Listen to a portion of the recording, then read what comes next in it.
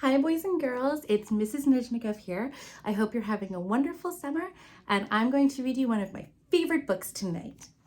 It's called McElligot's Pool by Dr. Seuss.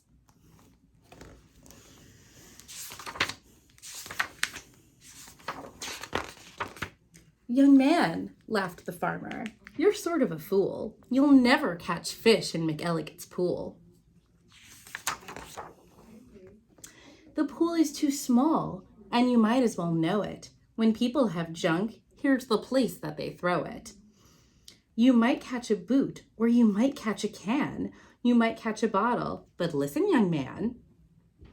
If you sat 50 years with your worms and your wishes, you'd grow a long beard before you'd catch fishes.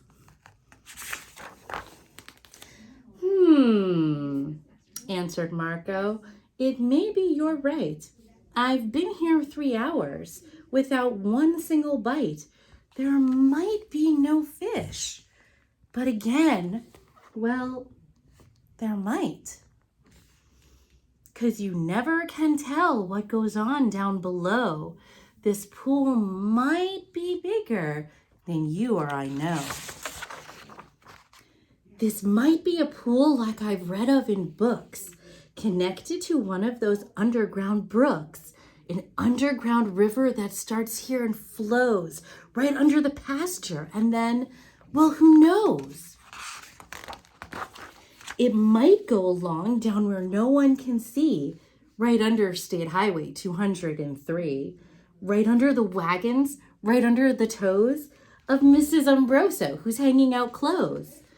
It might keep on flowing, perhaps. Who can tell? Right under the people in Sneeden's Hotel, right under the grass where they're playing croquet, then under the mountains and far, far away. This might be a river, now mightn't it be, connecting McElligot's pool to the sea? Then maybe some fish might be swimming towards me. If such a thing could be, they certainly would be. Some very smart fellow might point out the way to the place where I'm fishing, and that's why I say, if I wait long enough, if I'm patient and cool, who knows what I'll catch in McElligot's pool. I might catch thin fish, I might catch stout fish, I might catch a short or a long, drawn out fish. Any kind, any shape, any color or size, I might catch some fish that would open your eyes.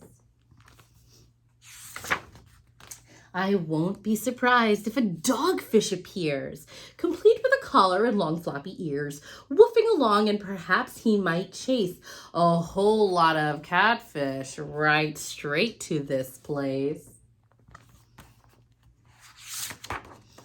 I might catch a fish like a pinwheel-like tail. I might catch a fish who has fins like a sail. I might catch some young fish, some high-jumping friskers. I might catch an old one with long, flowing whiskers. I might catch a fish with a long, curly nose. I might catch a fish like a rooster that crows.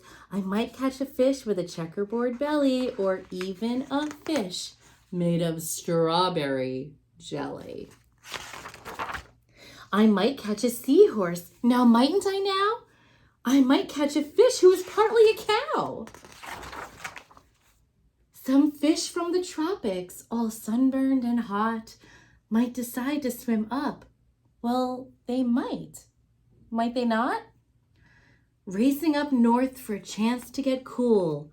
Full steam ahead for McElligot's pool.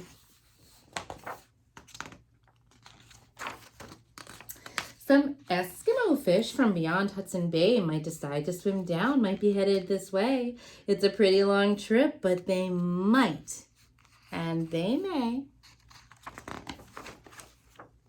I might catch an eel. Well, I might. It depends. A long twisting eel with a lot of strange bends, and oddly enough, with a head on both ends. One doesn't catch this kind of fish as a rule, but the chances are fine in McElligot's pool. I might catch a fish with a terrible grouch.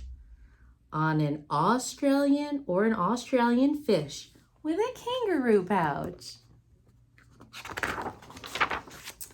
Who wants to catch small ones like mackerel or trout? Say, I'll catch a sawfish with such a long snout that he needs an assistant to help him about. If I wait long enough, if I'm patient and cool, who knows what I'll catch in McElligot's pool? Some roughneck old lobster, all gristle and muscle, might grab at my bait, then would I have a tussle? To land one so tough, I might take 2 or 3 hours, but the next day might be easy.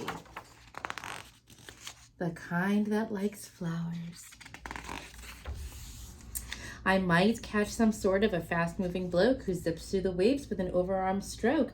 I might and I may, and that's really no joke.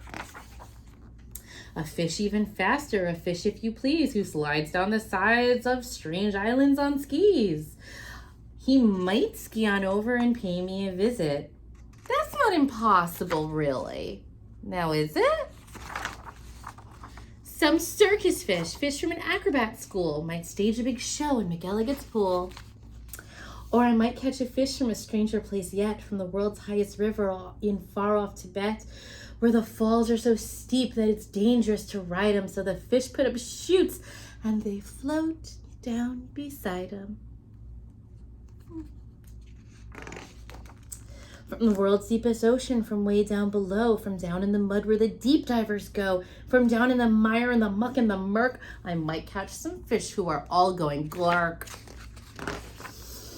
Whales, I'll catch whales. Yes, a whole herd of whales, all spouting their spouts and all thrashing their tails. I'll watch 50 whales, then I'll stop for a day, because there's nothing that's bigger than whales. So they say. Still, of course, it might be that there is something bigger, some sort of a thingamajigger.